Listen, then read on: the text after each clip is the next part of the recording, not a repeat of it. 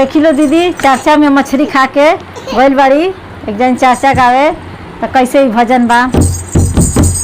खैले बाड़ू चर्चा में मछरिया हो बनलू पाप के गठरिया। खैले बाड़ू चर्चा में मछरिया हो बनलू पाप के गठरिया।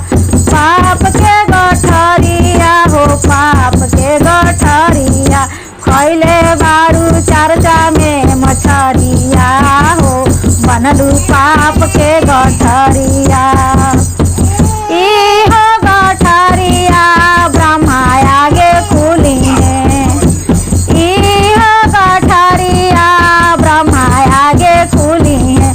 ब्रह्मा आगे खुली है हो ब्रह्मा आगे खुली है। कितना एकर कटी है नरकवा हो खैले बनलू पाप के गठरिया। अरे कितना एकर कटी है नरकवा हो खैलू बनलू पाप के गठरिया। खैले बाड़ू चर्चा में मछरिया हो बनलू पाप के गठरिया। मछली खा के चर्चा में ना जाए के चाहिए। खैले बाड़ू चर्चा में मछरिया हो बनलू पाप के गठरिया। गोठा अपना ले जाए। इहो गठरिया हो विष्णु आगे खुली है। इहो गठरिया हो विष्णु आगे खुली है। कितना एकर कटी है नरकवा हो बनलू पाप के गठरिया। कितना एकर कटी है नरकवा हो बनलू पाप के गठरिया। खैले बाड़ू चर्चा में मछरिया हो बनलू पाप के गठरिया। खैले बाड़ू चर्चा में मछरिया हो बनलू पाप के गठरिया। इहो गठरिया शिव गुरु आगे खुली है। इहो गठरिया शिव गुरु आगे खुली है।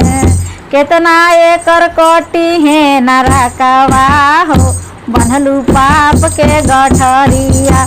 कितना एकर कटी है नरकवा हो बनलू पाप के गठरिया। खैले बाड़ू चर्चा में मछरिया हो बनलू पाप के गठरिया। खैले बाड़ू चर्चा में मछरिया हो बनलू पाप के गठरिया।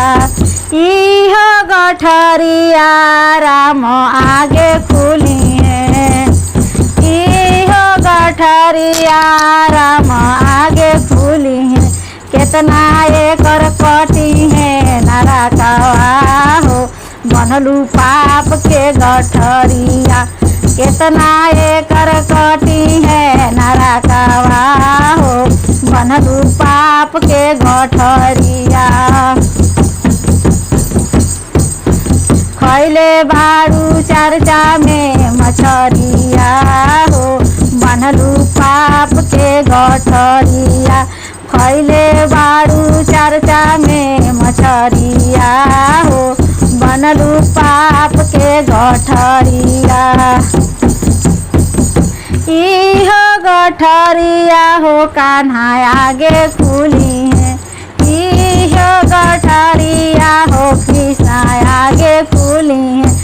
कितना एकर कटी है नरकवा हो बनलू पाप के गठरिया। कितना एकर कटी है नरकवा हो बनलू पाप के गठरिया। खैले बाड़ू चर्चा में मछरिया हो बनलू पाप के गठरिया। खैले बाड़ू चर्चा में मछरिया हो बनलू पाप के गठरिया।